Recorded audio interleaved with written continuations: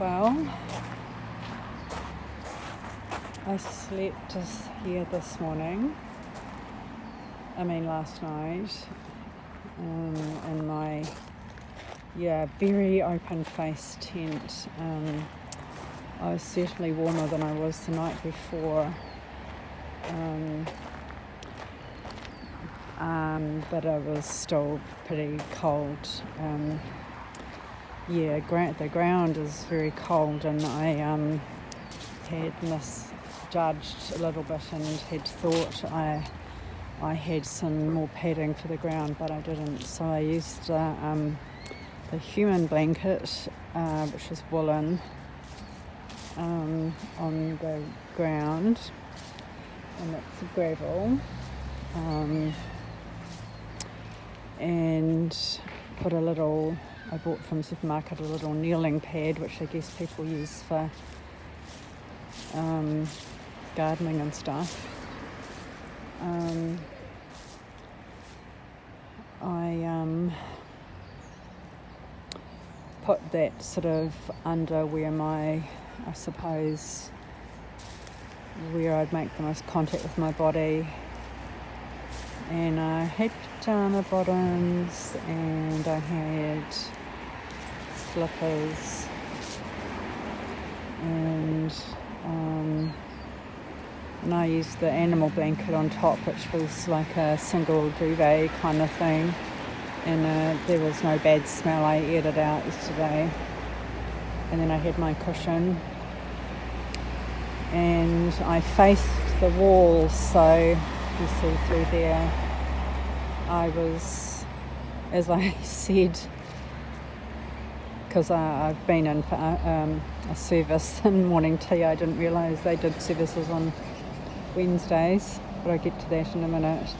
I said I don't know really what the etiquette is for sleeping on people's graves, because there were 3, and unless their bodies were under the church, they were under me. But I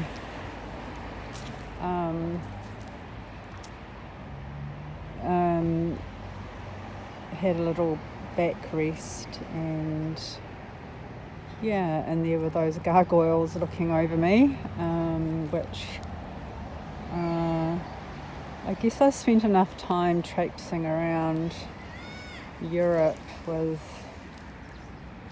my mother and stepfather as a child that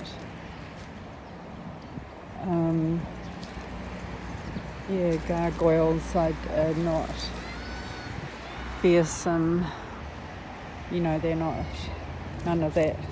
I don't know, whatever, it felt like a comforting place to be. And the church was flooded with orange lights that, I'll see if I can find an example. They come from the ground, and the orange light was not particularly nice, but it was, when you're out of the heat of it, as you could say, it did make a nice glow. And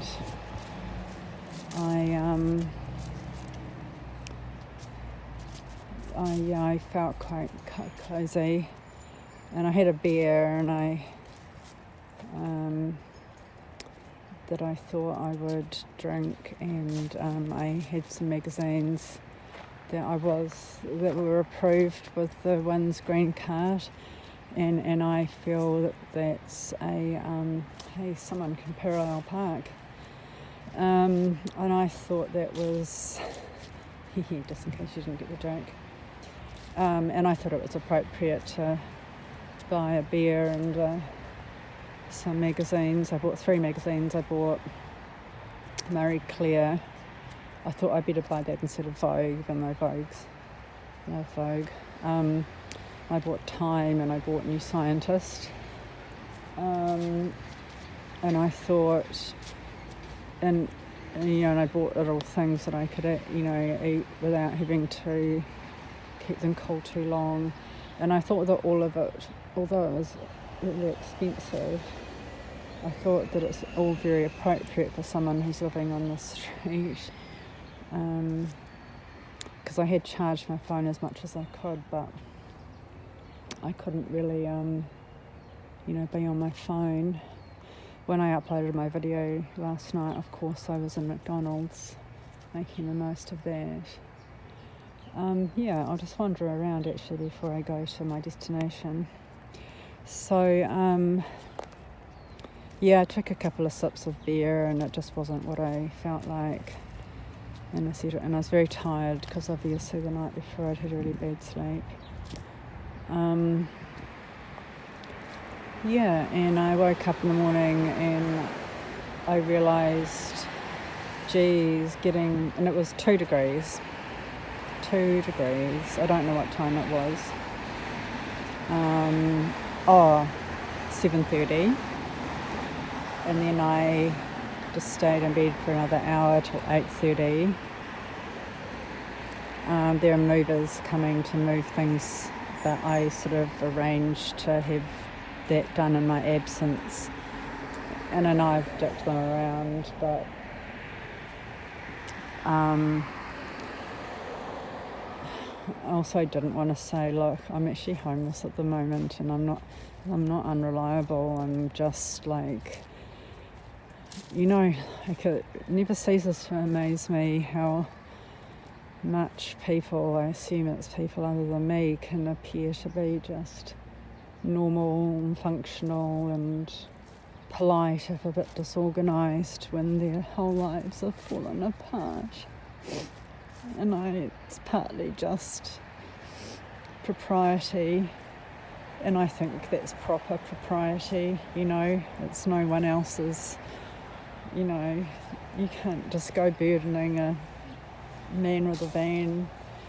But I did sort of, I was almost tempted just to excuse myself because I've mucked him around before by saying, look, I have just lost my accommodation and I've got so much to organise. But I chose not to say that and just deal with it. And anyway, I had, that tent, that sunshade tent that I had. I know I shouldn't have bought it because I'd had an experience of those before, a long time ago, camping with a few friends, that those ones that you throw on the ground and they open themselves up, well, they don't do that to close themselves. And so the effort you save putting them up, it all comes back to bite you in the arse like karma when you're trying to put them together. So a very lovely small woman called Peg arrived as I was bawling my eyes out, freezing cold, because I'd pretty much worn all my clothes to bed, meaning that getting out of bed at probably 4 degrees by that point, or 3 degrees, was not any warmer than being in bed. Bawling my eyes out, trying to put this bloody tent back in the bag. And anyway, she invited me in, and it turned out she was the priest.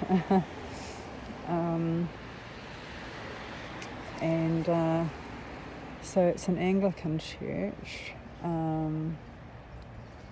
But I grew up going to Anglican church until I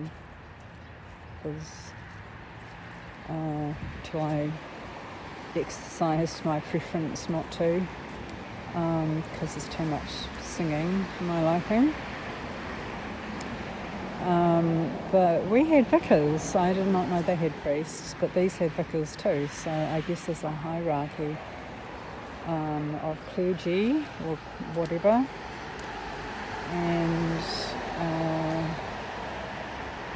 so I had morning tea there, and I've been directed to, they've closed now, and so I've been directed to Peter's Gate, which is part of their sort of, it's a branch of their operations, I suppose. Operations is a good word because it seems to cover everything, like services or, whatever. The school is here. Oh, Parish Hall, that must be the school. So I've been directed to Petersgate just to see if there's any help available, because I'm so much about having a home is about having somewhere to be during the day, and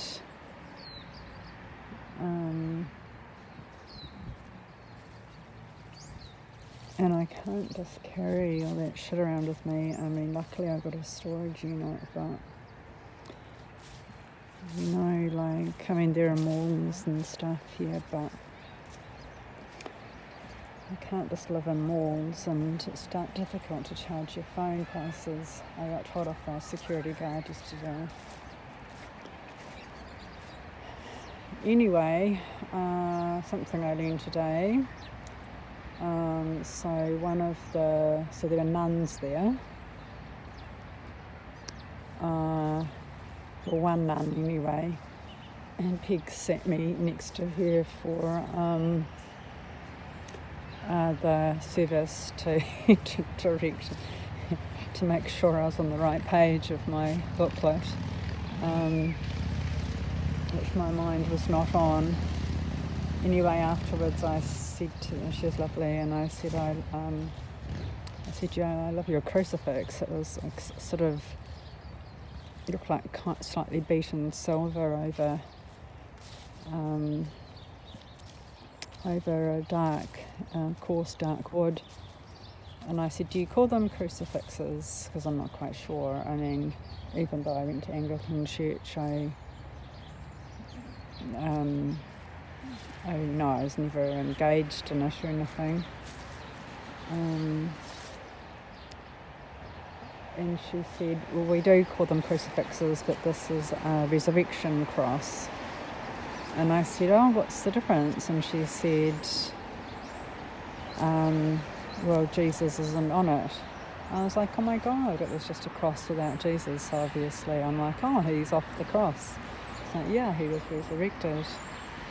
That was something new for me. So I don't know if it's an Anglican thing or what, but I have to say I must have seen loads and loads of crosses without Jesus hanging off them. So I guess they're not crucifixes, even though it's Latin for cross, it's not.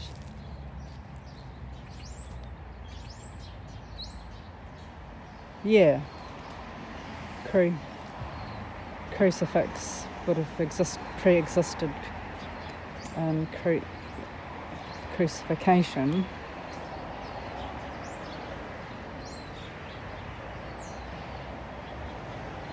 Well,